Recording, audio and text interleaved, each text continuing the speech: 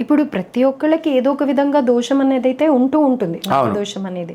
So మీరు ఇప్పుడు ఉపాసన అంటున్నారు, ఏ విధంగా చేయాలి అని అంటారు? ఇప్పుడు నాగ ఉపాసన చేయాలనుకునే వారు పొట్లకాయలు తినకూడదు, పాములాగా ఉంటుంది కాబట్టి. పూర్వం అలా చెప్పేవారు పెద్దలు. ఎందుకంటే ఈ పాములు కూడా వాటిని పట్టుకుని పాకుతీయటమ్మా.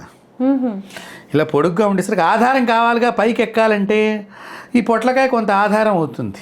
అలాగే ఆ పాము ఆకారంలోనే పొట్లకాయలు కూడా మీరు గమనించినట్లయితే ఈ పొట్లకాయలు కూడా ఇలా రౌండ్గా తిరుగుతూ ఉంటాయి, చివర ఈ పాము తిరిగినట్టుగా రౌండ్ చుట్టుకున్నట్టుగా ఉంటాయి కొన్ని. అందువలన ఈ పొట్లకాయ తినకుండా ఉండాలి ముఖ్యంగా. తర్వాత ఈ నాగ ఉపాసన చేసేటువంటి వారు వెండి పాముని చేయించుకోవాలి, చక్కగా జంట పాములు చేయించుకోవాలి, 2 పాములు చేయించుకోవాలి. ఈ 2 పాములకి తోక కట్ చేసినట్టుగా మార్కెట్లో దొరుకుతుంది, అలాంటివి పూజ చేయరాదు, పూజకు పనికిరావు.